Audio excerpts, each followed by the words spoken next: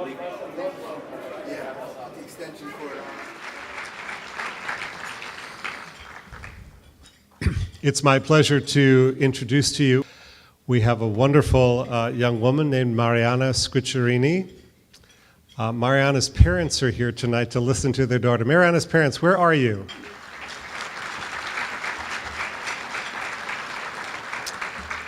Mariana is a senior at Mary Help of Christians Academy. Could the sisters and the girls from Mary Help, are you around here? If you are, can you stand up so we can see who you are?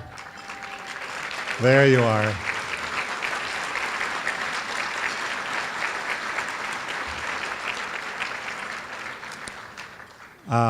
This is a special treat for you. Let's listen to Mariana with our undivided attention.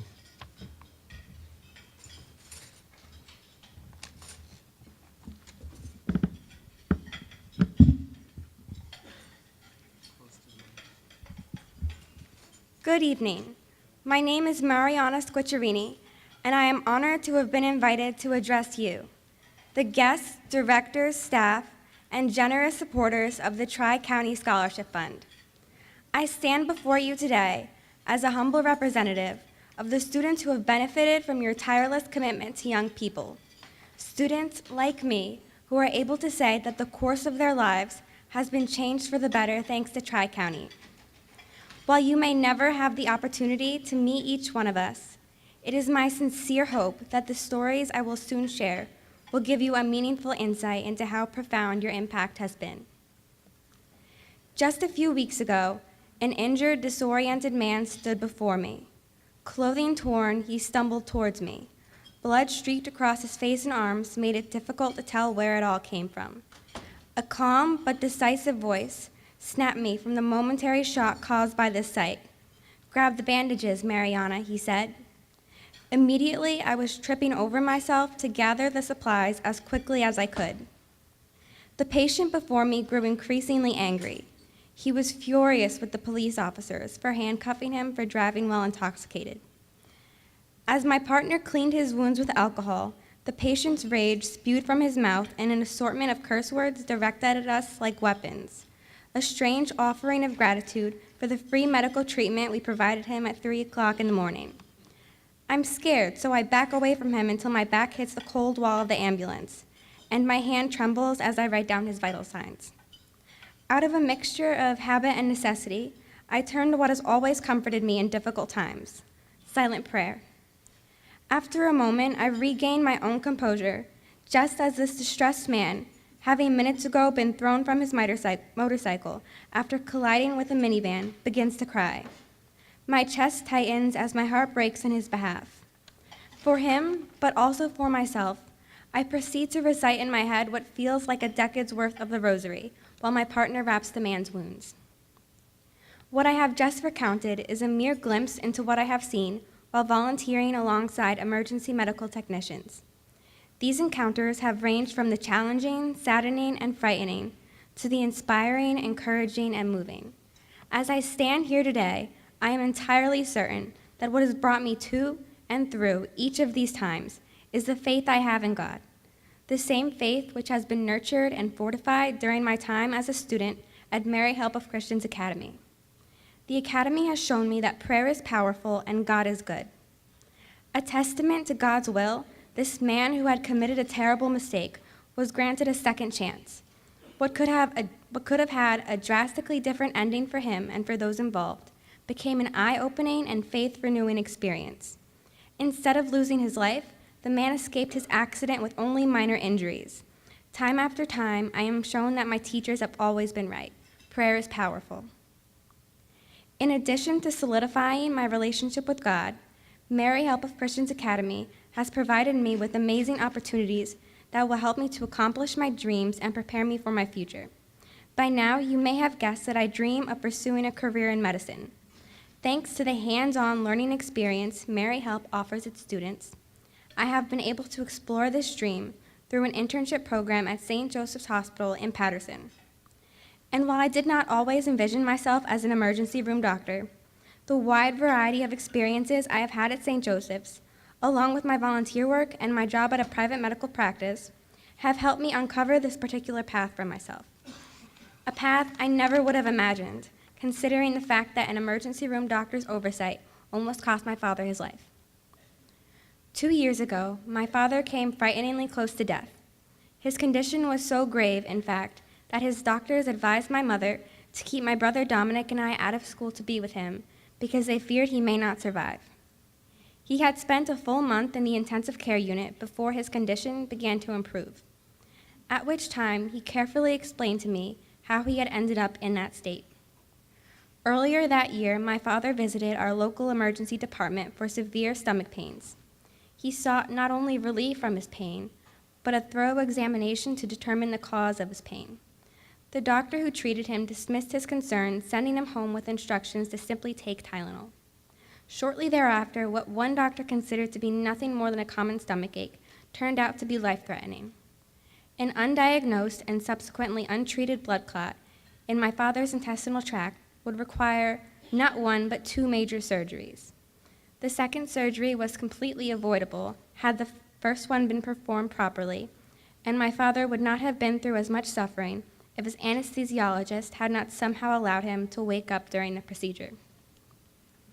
Thankfully, it was God's will that my father survived this ordeal, and he is seated here listening to me deliver this speech. Because of his experience, I am determined to someday provide my patients the kind patient care and full attention they deserve, the care he and all patients deserve, but which my father's doctors unfortunately did not provide. Though my father has struggled with his health, I am proud of both his and my mother's strength through hard times. I know that they would like to give my brother and me the world if they could, but unfortunately they have not had easy lives themselves. Due to the health issues he has had throughout the years, my father has been unable to work as most parents do. Without the stability provided by 2 incomes, my parents have struggled to maintain ownership of our home. With the damage caused by Hurricane Irene in 2011, it became impossible for them to make regular payments on their mortgage. While my peers were consumed with the excitement of 8th grade dances, school trips, and graduation, I entered my 8th grade year with the uncertainty and fear of having no place to live. Even with the probability of losing our home, we never lost sight of our faith, a fact that I attribute to my mother, who is a constant source of inspiration and hope for me. Born and raised in Guatemala, she lost her mother and older sister at an age younger than I am today. After her mother and sister died, her father abandoned his 3 sons and his youngest daughter. Proving that heroes are born out of necessity, my uncles rose to the challenge of raising their little sister, continually sacrificing along the way to ensure they could pay for the gift of her Catholic education. Faith, worship, and prayer helped fill the void left by her loss. Now a mother herself, she vowed to give her children the same gift of religious education. In the midst of our financial struggles, my mother held firm to her wish. Without knowing exactly how it would be possible, she encouraged me to apply to my dream school, Mary Help of Christians Academy. I still remember the day I received my acceptance letter. The letter said the school would give me a $3,500 academic scholarship annually.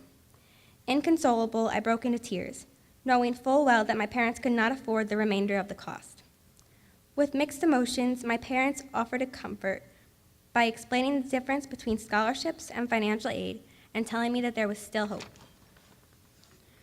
Through the Salesian Sisters, we would later learn of the Tri-County Scholarship Fund, and with the guidance of the admissions office, we prepared my application for submission.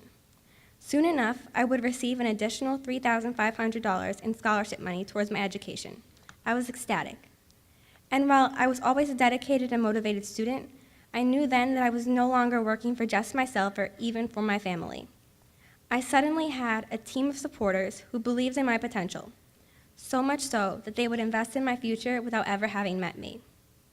Having God, my family, and now my benefactors in my corner, I knew that nothing I dared to dream could possibly be out of reach. Just shy of 4 years later, I am humbled to look back at my high school experience and all with which I have been blessed. Amongst the many valuable lessons I have gained at Mary Help, I am now aware of the fact that dreaming of success alone will not make it reality. I have worked diligently so that I can one day bring my dreams to life. Year after year, I earned straight A's, evidenced by my current GPA of 101.2. Since freshman year, I have taken every honors class available to me. As a junior, I enrolled in 2 college-level healthcare courses through the Academy's dual enrollment program with Rutgers University. By successfully completing those courses, I have earned fully transferable college credit, demonstrating that I am well prepared for the pursuit of a medical degree. As a senior, I am currently enrolled in 3 advanced placement classes and a dual enrollment medical terminology course. When I soon enroll in college, I will do so with advanced standing that will potentially place me a full semester ahead of my peers. My academic strengths will be bolstered by the experience I have gained through my participation in various extracurriculars, including Science League, Student Council, Debate Club, and the Health Occupation Students of America. In addition, I am a member of the National Honor Society, for which I currently serve as secretary. However, my current focus is primarily on the college application process. I have already begun work on applications to Harvard, Lafayette, Johns Hopkins, Dartmouth, and Rutgers, amongst others. I know that admissions at many of these schools is extremely competitive, but it is my belief that by shooting for the moon, even if I miss, I will land amongst the stars. Like those who have graduated before me, I find this time to be bittersweet. I am sad to leave the school that has become my home away from home, but I'm also confident that Mary Help of Christians Academy has prepared me for the exciting chapter ahead. I know now that life is a journey, and that our dreams change and develop as we do.